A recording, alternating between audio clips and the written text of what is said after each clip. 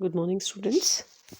Woodward and Fieser's rule जो कि हमने प्रीवियस लेक्चर में स्टडी किया था उसी में हम आगे पढ़ेंगे। Following types of conjugated double bonds may be present in A compound. किसी भी ऑर्गेनिक कंपाउंड में जो डबल बॉन्ड्स हैं, और हम कॉन्जुगेशन के बारे में भी बात कर रहे थे, तो following types of conjugated double bonds जो हैं किसी कंपाउंड में प्रेजेंट हो सकते हैं। जैसे पहले हमने कहा a cyclic conjugated double bond या फिर conjugation in the open chain. The basic unit for it is 1,3-butadiene and the value of lambda max for maximum absorption is 217 nanometers. तो जो acyclic conjugated double bond है या फिर conjugation open chain में है, उसकी जो base unit है वो 1,3-butadiene है, means smallest example of conjugated diene in an open chain, जिसकी की लैम्डा मैक्स वैल्यू है 217 नैनोमीटर्स। फिर ऐसे ही दूसरा आता है homo annular conjugated double bonds, यानी ऐसे कॉन्जुगेटेड डबल बॉन्ड्स जो होमो एनुलर कहलाएं। If conjugated double bonds are present in the same ring, किसी एक ही रिंग में डबल बॉन्ड प्रेजेंट हो और वो कॉन्जुगेशन में हो, तो ऐसी जो डबल बॉन्ड्स हैं उनको हम किस कैटेगरी में रखते हैं? होमो annular conjugated double bonds.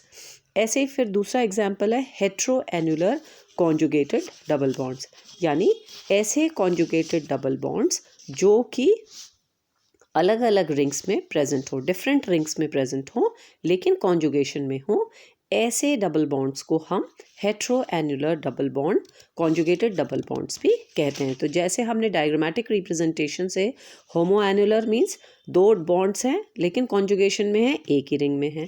Hetero annular में कॉन्जुगेशन में है लेकिन अलग अलग रिंग्स में है। तो यहाँ हमने 3 एग्जाम्पल्स दिए हैं, तीनों एग्जाम्पल्स में ही कॉन्जुगेशन है लेकिन अलग अलग रिंग में है, यानी दो डबल बॉन्ड सिंगल बॉन्ड से सेपरेटेड है, इसलिए उन्हें हम कॉन्जुगेटेड डबल बॉन्ड्स कहेंगे। लेकिन वो कैसे कहलाएंगे? Hetero annular conjugated double bonds कहलाएंगे। फिर आता है इसमें एक्सोसाइक्लिक या endocyclic conjugated double bonds. Exocyclic और एंडोसाइक्लिक कॉन्जुगेटेड डबल बॉन्ड्स जो हैं डायग्रामेटिक रिप्रेजेंटेशन से जैसे दिखाए गए हैं। पहला है एंडोसाइक्लिक, यानी ऐसा डबल बॉन्ड जो किस में हो? रिंग के अंदर हो। एक्सोसाइक्लिक मीन्स जो रिंग के बाहर हो। तो यहाँ पर हम 2 एग्जाम्पल्स लेते हैं जिसमें रिंग ए और बी जुड़ी हुई हैं। तो यहाँ पर रिंग ए के लिए जो बी का डबल बॉन्ड है वो कॉन्जुगेटेड है लेकिन एक्सोसाइक्लिक टू ए रिंग है। ऐसे ही जब हम दूसरा एग्जाम्पल लेते हैं तो यहाँ पर ए और बी रिंग है, तो यहाँ पर हम ये कह सकते हैं कि ए और बी रिंग के लिए इनके जो ऑपोजिट डबल बॉन्ड्स रिंग में प्रेजेंट हैं वो दोनों ही एक्सोसाइक्लिक हैं। तो यहाँ पर हम क्या कह रहे हैं? Exocyclic double bond for ring A, जो बी को हमने दिखाया है डायग्राम के हिसाब से। तो यहाँ पर हम क्या कह रहे हैं कि बी रिंग में जो डबल बॉन्ड प्रेजेंट है वो ए के एक्सोसाइक्लिक है। लेकिन जैसे यहाँ पर अरेंजमेंट है ए और बी रिंग में, यहाँ पर हम दोनों रिंग्स के लिए ही कह सकते हैं कि ए के लिए तो बी का जो डबल बॉन्ड है वो एक्सोसाइक्लिक है और बी के लिए ए का डबल बॉन्ड जो है वो एक्सोसाइक्लिक है। अब इनकी वैल्यूज़ जब हम पढ़ते हैं तो इनकी वैल्यूज़ जो हैं किस तरह से कही जाती हैं? Value of lambda max can be calculated for a compound on the basis of following facts. On the basis of attached alkyl group and ring residues, on the basis of various conjugated double bonds, on the basis of various polar groups like chlorine, bromine, iodine and so on, and to find out absorbance of various homoannular and heteroannular dienes। rules इस तरह से दिए गए हैं। तो जो lambda max की value है उसका कैलकुलेशन जब हम करते हैं तो इसमें हम बेस वैल्यू देखते हैं, फिर बेस वैल्यू के साथ साथ अटैचमेंट्स देखते हैं, क्या क्या अटैचमेंट्स हैं, और उनका टोटल करने के बाद हमें calculated value of lambda max की प्राप्ति होती है। तो जनरली जो कैलकुलेटेड वैल्यूज़ हैं वो लगभग ऑब्जर्व्ड वैल्यू के बराबर बराबर आती हैं। तो इसलिए जो कैलकुलेटेड वैल्यूज़ हैं वो बहुत हद तक हमें किसी भी मॉलिक्यूल के स्ट्रक्चर के बारे में जो है काफ़ी इन्फ्लुएंस देती है या काफ़ी इन्फॉर्मेशन दे देती है। तो जैसा कि हम यहाँ टेबल में देख रहे हैं, rules to find out absorbance of homo annular and hetero annular dienes. तो यहाँ पर हम क्या देख रहे हैं, पहले जो बेसिक वैल्यू है, हमने पहले ओपन चेन वाला एग्जाम्पल लिया, तो बेस वैल्यू ऑफ 1,3-ब्यूटाडाइन कितनी है, 217 नैनोमीटर्स। ऐसे ही बेसिक वैल्यू किसके लिए, होमो एन्युलर डाइन के लिए, वो है 253 nanometres. Thirdly basic value for hetero annular diene जो है वो है 214 लैम्डा मैक्स। तो जो लैम्डा मैक्स वैल्यूज़ हैं बेस वैल्यूज़ के लिए, वो 1,3-ब्यूटाडाइन के लिए 217, होमो एन्युलर के लिए 253, हेट्रो एन्युलर डाइन के लिए 214। अब इन बेस वैल्यूज़ में हम सब्सटीट्यूएंट्स ग्रुप को ऐड करते हुए चले जाएंगे जो जो उसमें उपस्थित होगा। जैसे double bond of extended conjugation, जब हम एग्जाम्पल लेंगे तो उससे हमें पता चल जाएगा कि इसका क्या अर्थ है। Double bond of extended conjugation के लिए 30, एल्काइल यदि सब्सटीट्यूएंट प्रेजेंट है तो 5, रिंग रेजिड्यू है तो 5, एक्सोसाइक्लिक है तो 5। फिर ये ग्रुप्स हैं OR, SR, OAC, NR2, halogen groups, उनके लिए एडिशन जो है वो टेबल में जैसे हम देख रहे हैं उनको ऐड करके हम बेस वैल्यू के साथ जोड़ के उनका टोटल जो वैल्यू है वो निकाल लेते हैं। In acyclic and open chain diene 17 nanometer should be added in the base value of lambda max for bromine and chlorine groups. जब ये एसाइक्लिक ओपन चेन में डाइन में प्रेजेंट होते हैं तो इंस्टेड ऑफ 5 वो कितना जुड़ेंगे, 17 nanometer should be added for the lambda max value. On the basis of above rules the value of absorbance can be calculated. तो इन रूल्स के अकॉर्डिंग ही हम इनका कैलकुलेशन देखते हैं। अब हम एग्जाम्पल लेंगे, उससे हमें समझ आ जाएगा। जैसे ये पहला एग्जाम्पल लिया है, एक रिंग स्ट्रक्चर है, A और B यहाँ पर लिखा हुआ है, डबल बॉन्ड है, उससे हमारे ये जो सब्सटीट्यूएंट ग्रुप है वो जुड़ा हुआ है। अब पहली बात है, it is a acyclic compound, so the basic value of lambda max is 217। अब हम यहाँ पर देखते हैं रिंग तो है पर कोई कॉन्जुगेशन नहीं है, तो दैट मीन्स ये कोई डाइन नहीं है, ये एक ओपन चेन डाइन है। तो this is acyclic compound, so the base value of lambda max is 217 nanometers. अब हमारे पास क्या है, 2 एल्काइल ग्रुप्स इसमें सब्स्टिट्यूएंट है। 2 एल्काइल ग्रुप की उपस्थिति की वजह से हम लैम्डा मैक्स में 10 नैनोमीटर्स जोड़ देंगे। तो यहाँ पर हमारे पास 2 मिथाइल ग्रुप्स जो है वो प्रेजेंट है, तो 2 एल्काइल ग्रुप्स की उपस्थिति जो है वो हमें यहाँ पर जुड़ जाएगी। फिर to find out the number of ring residue, the structure of one three butadiene. तो यहाँ पर हमारे पास 1, 2, 3, यहाँ पर जो है 2 डबल बॉन्ड्स हैं लेकिन वो 1,3-ब्यूटाडाइन है। To find out the number of ring residue, the structure of one three butadiene is considered and the number of open valencies are counted. तो यहाँ पर अगर हम इसको कट करके देखते हैं, यहाँ पर अगर हम डबल बॉन्ड के पास से कट करके देखते हैं तो हमारे पास 2 रिंग रेजिड्यूज हमें इसमें प्राप्त हैं। तो this number is the number of ring residues. So in this example 2 ring residues present है A पर और B पर। तो A और B के पास अगर हम रिंग को काटते हैं तो 2 रिंग रेजिड्यूज मिलते हैं, जो कि हमारा अगेन एडिशन हो जाएगा 10 नैनोमीटर्स का। In this example 1 exocyclic bond is present, तो लैम्डा मैक्स जो है वो 5 नैनोमीटर्स और जुड़ जाएगा। तो इसलिए जो बेस वैल्यू है 217 में 10 एल्काइल ग्रुप्स की वजह से, 2 एल्काइल ग्रुप्स की वजह से जुड़ता है, 2 रिंग रेजिड्यू हैं इसलिए 10 जुड़ जाता है, और एक एक्सोसाइक्लिक डबल बॉन्ड है इसलिए 5 नैनोमीटर। तो कुल मिला के 242 नैनोमीटर्स पे ये कंपाउंड जो है एब्जॉर्प्शन शो करेगा। तो जो इसकी कैलकुलेटेड वैल्यू है लगभग वही वैल्यू जो है ऑब्जर्व्ड वैल्यू भी आती है। तो इसका स्ट्रक्चर फाइंड आउट करने में ये इम्पॉर्टेंट फैक्टर आता है। इसीलिए जो अल्ट्रावायलेट और magnetic ultraviolet and visible spectroscopy अपने आप में इसीलिए इम्पॉर्टेंट है क्योंकि इससे स्ट्रक्चरल इन्फ्रेंस या स्ट्रक्चर को फाइंड आउट करने के लिए ये एक इम्पॉर्टेंट टेक्निक है। फिर हम दूसरा एग्जाम्पल लेते हैं जिसमें 2 रिंग्स अटैच्ड है। अब यहाँ पर हम क्या डिफरेंस नोट कर रहे हैं कि ये जो 2 डबल बॉन्ड्स इसमें प्रेजेंट हैं ये कॉन्जुगेशन में प्रेजेंट है। तो 2 डबल बॉन्ड्स अलग अलग रिंग में उपस्थित होने की वजह से ये कैसे हैं, हेट्रो एन्युलर डाइन कहलाएगा। तो इसकी बेस वैल्यू कितनी हो जाएगी, 214 नैनोमीटर्स।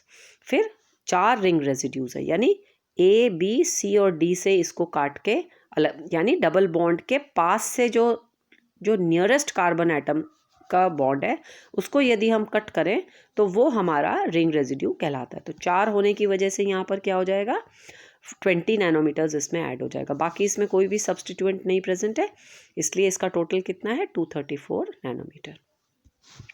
अब नेक्स्ट एग्जाम्पल, जो थर्ड एग्जाम्पल हम लेते हैं वो है exocyclic double bond for ring. अब यहाँ पर हमारे पास 2 रिंग्स हैं, लेकिन दोनों रिंग्स में किस तरह से है, यहाँ पर ये हेट्रोएन्युलर है लेकिन फिर भी एक डबल बॉन्ड जो है दूसरे के एक्सोसाइक्लिक है। ये जो ऊपर का एग्जाम्पल लिया था उसमें कोई एक्सोसाइक्लिक डबल बॉन्ड नहीं है, हेट्रोएन्युलर तो है पर कोई भी एक्सोसाइक्लिक डबल बॉन्ड नहीं था, परंतु थर्ड एग्जाम्पल में इस तरह का है।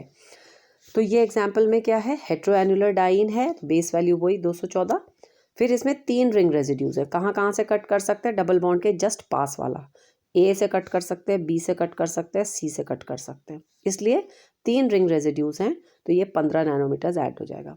फिर क्या है, फॉर एक्सोसाइक्लिक डबल बॉन्ड, हमारे पास किसी एक रिंग को देखते हुए हम यहाँ पर क्या करते हैं कि डबल बॉन्ड जो प्रेजेंट है वो क्या हो जाएगा, वो एक डबल बॉन्ड जो एक्सोसाइक्लिक नेचर का वो ऐड हो जाएगा। तो इसलिए इसकी बेस वैल्यू कितनी हो जाएगी, 214 + 15 + 15 + 5, तो दिस विल बी 234 नैनोमीटर्स।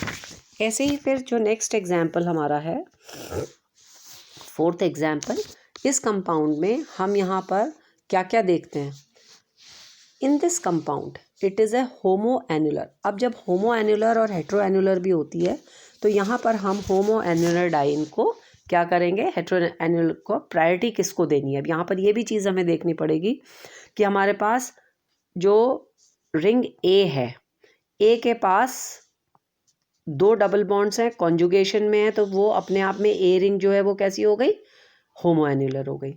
लेकिन ए के पास जो पास वाली रिंग है उसमें भी एक डबल बॉन्ड है, तो वो हेट्रोएन्युलर भी हो सकती है।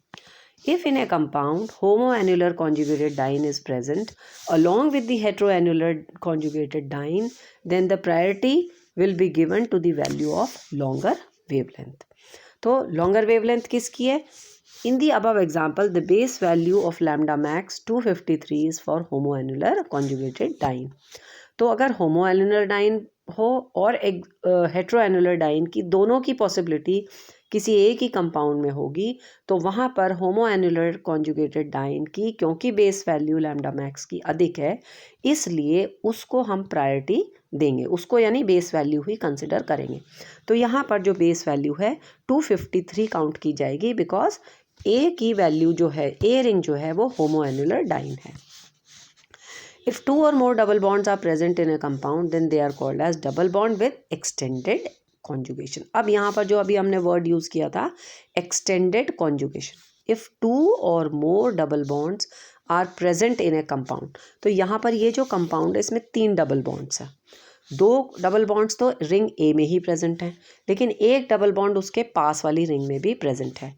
तो ऐसे में इस डबल बॉन्ड को क्या कहा जाएगा, एक्सटेंडेड कॉन्जुगेशन, यानी ए रिंग के जो 2 डबल बॉन्ड्स हैं वो कॉन्जुगेशन में है, उसके साथ साथ उससे जुड़ी हुई जो स्मॉल ए जिसके पास रिंग में लिखा हुआ है उसमें डबल बॉन्ड क्योंकि उपस्थित है और वो कॉन्जुगेशन में भी है रिंग ए के, इसलिए इसको हमने क्या कहा, double bond with extended conjugation. यहाँ इसकी जो लैम्डा मैक्स वैल्यू आती है दैट इज़ 30 नैनोमीटर्स।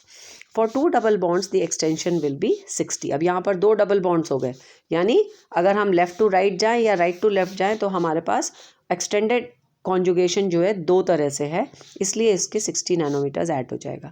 और यहाँ पर जो रिंग रेजिड्यूज़ हैं वो 5 हैं, यानी पोजीशन ए है, बी है, सी है, डी है, ई है, इसलिए ये 25 नैनोमीटर्स इसमें ऐड हो जाएगा। और एक्सोसाइक्लिक बॉन्ड है, ये जो बॉन्ड यहाँ पर इसमें डायग्रामेटिक रिप्रेजेंटेशन में दिया हुआ है, तो ये किसके लिए, रिंग ए के लिए एक एक्सोसाइक्लिक है, तो वो भी ऐड हो जाएगा।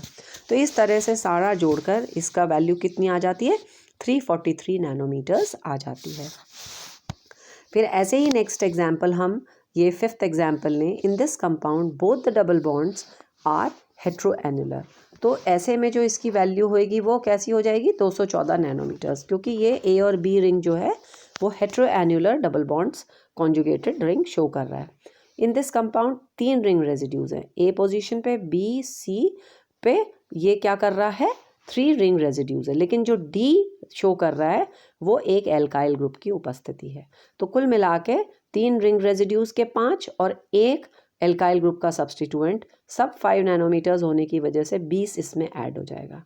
फिर एक डबल बॉन्ड जो है वो एक्सोसाइक्लिक है। Double bond of ring A is exocyclic double bond for ring B, इसलिए लैम्डा मैक्स वैल्यू कितनी जुड़ जाएगी इसमें 5 नैनोमीटर। तो इसलिए कुल मिला के ये कितनी वैल्यू आ जाती है 239 नैनोमीटर्स।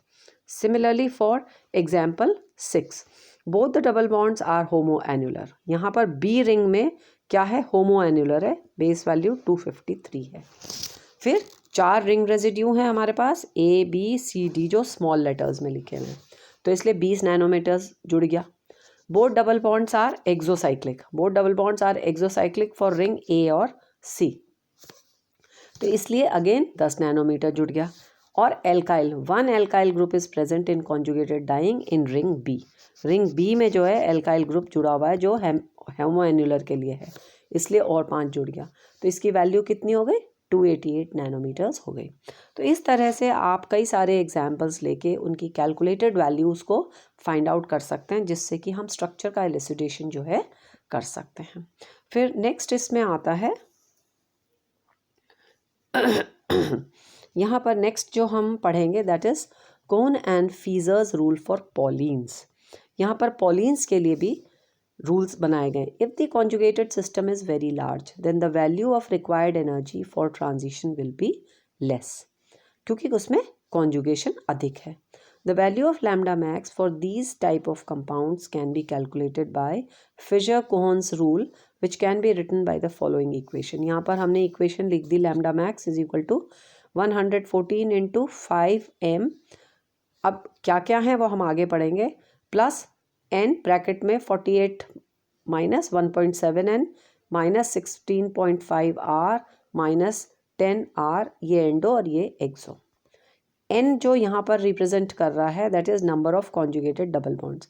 ये ऐसी पॉलीन्स के लिए है जिसमें बहुत सारे कॉन्जुगेटेड डबल बॉन्ड्स की उपस्थिति होती है, इसलिए n जो है that is number of conjugated double bonds.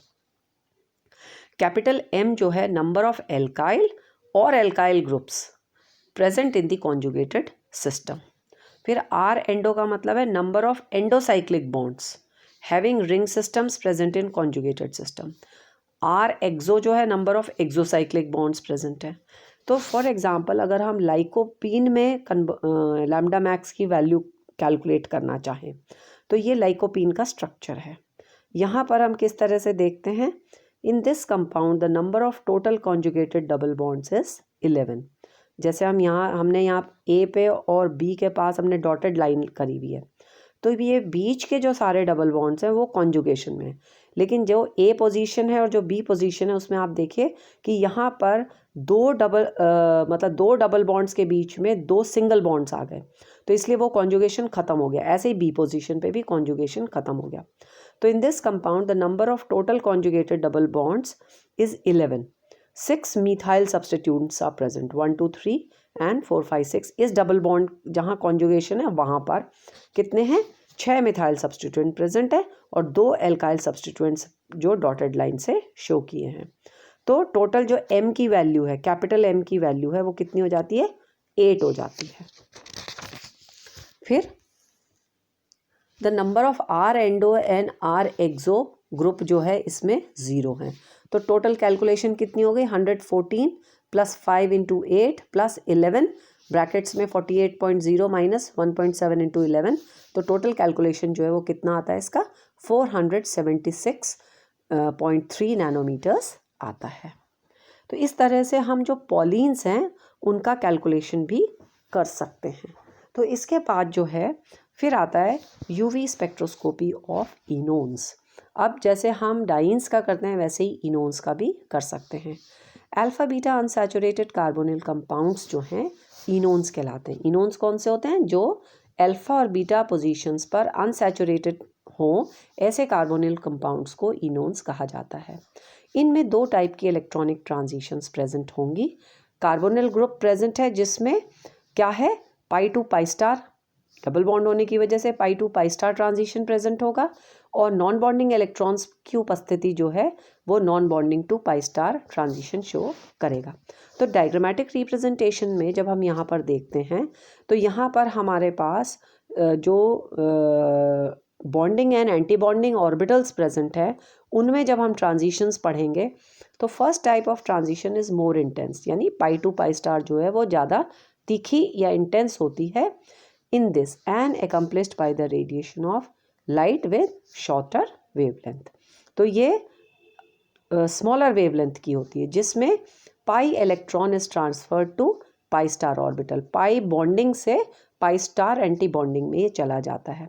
तो ये क्योंकि ज़्यादा एनर्जी चाहिए इसलिए शॉर्टर वेवलेंथ पर आता है। फिर नेक्स्ट इलेक्ट्रॉन का ट्रांजिशन जो N2 पाई स्टार ट्रांजिशंस है जो कि नॉन बॉन्डिंग है ऑक्सीजन एटम का, उससे एंटी बॉन्डिंग पाई स्टार में चला जाता है।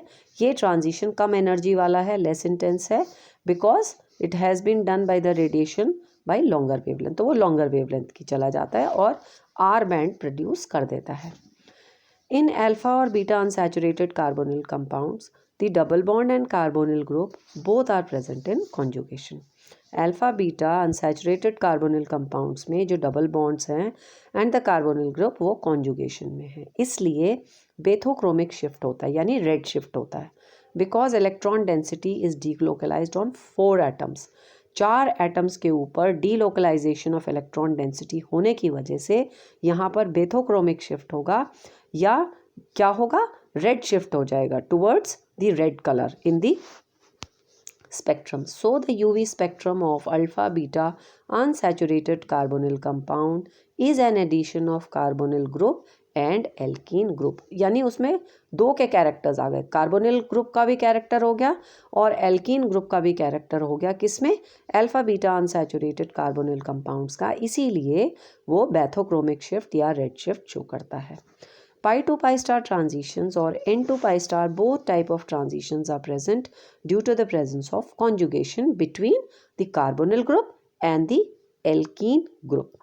It has been proved by the energy level diagram that the energy of pi 2, अब हम यहाँ पर देख रहे हैं एनर्जी ऑफ पाई 2 जो कि HOMO एनर्जी लेवल है, is higher in comparison to pi star energy level of both groups, यानी कार्बन डबल बॉन्ड कार्बन के मुकाबले में भी और कार्बन डबल बॉन्ड ऑक्सीजन के मुकाबले में भी।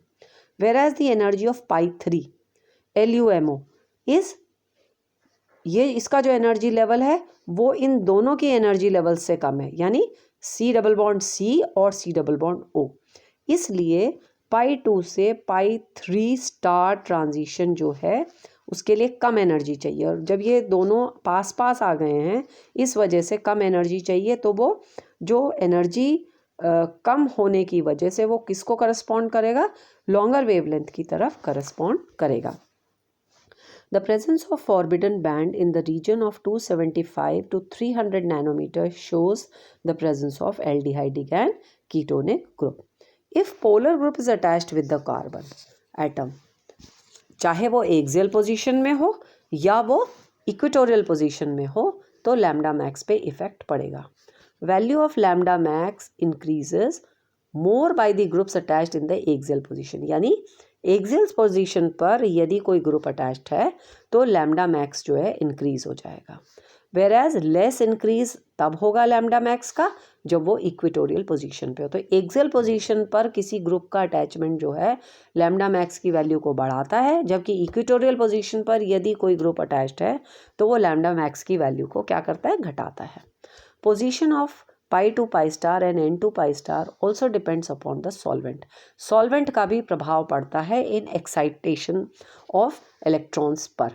If the polarity of solvent increase, अगर किसी सॉल्वेंट में जिसमें हम वर्क कर रहे हैं वो पोलर नेचर का है और उसकी पोलैरिटी बढ़ती है तो वो क्या करता है, रेड शिफ्ट होता है, यानी पाई टू पाई स्टार ट्रांजिशन जो है, वेयर एज ब्लू शिफ्ट किस में होगा, N to pi star transition में। तो पोलर सॉल्वेंट जो है वो एनर्जी का डिफरेंस एसोसिएटेड लेवल के साथ भी चेंज करता है, इस वजह से जो लैम्डा मैक्स की वैल्यू है वो भी शिफ्टिंग हो सकती है। This shift has been produced due to stability change, तो पोलैरिटी जो है वो स्टेबिलिटी को फ़र्क करती है ग्राउंड स्टेट और एक्साइटेड स्टेट को, इसलिए भी जो है लैम्डा मैक्स की वैल्यू पे प्रभाव पड़ेगा। और N2 पाई स्टार ट्रांजिशन में ब्लू शिफ्ट अकर करता है किसकी वजह से? हाइड्रोजन बॉन्ड फॉर्मेशन की वजह से भी between carbonyl group and solvent as the polarity of solvent increases. तो वो इसमें हाइड्रोजन बॉन्ड की फॉर्मेशन भी यदि हो जाती है उसकी वजह से भी there is a blue shift, so absorption shift towards the shorter wavelength due to hydrogen bonding. तो कहने का अभिप्राय ये है कि अगर कोई एक्सियल पोजीशन पे ग्रुप है, इक्वेटोरियल पोजीशन पे ग्रुप है, तो भी लैम्डा मैक्स की वैल्यूज़ में चेंज आएगा। यदि सॉल्वेंट पोलर है या नॉन पोलर है उसमें भी लैम्डा मैक्स की वैल्यू पे चेंज होगा। साथ साथ यदि हाइड्रोजन बॉन्डिंग की भी प्रोबेबिलिटी है तो भी लैम्डा मैक्स की वैल्यू में चेंज आएगा। तो इस तरह से हम इनोन्स की अल्ट्रावायलेट स्पेक्ट्रोस्कोपी को स्टडी करते हैं और इसमें दोनों टाइप के ट्रांजिशंस प्रेजेंट होंगे, पाई टू पाई स्टार भी होंगे और N2 पाई स्टार भी होंगे, क्योंकि इसमें नॉन बॉन्डिंग इलेक्ट्रॉन्स की उपस्थिति होती है। Thank you.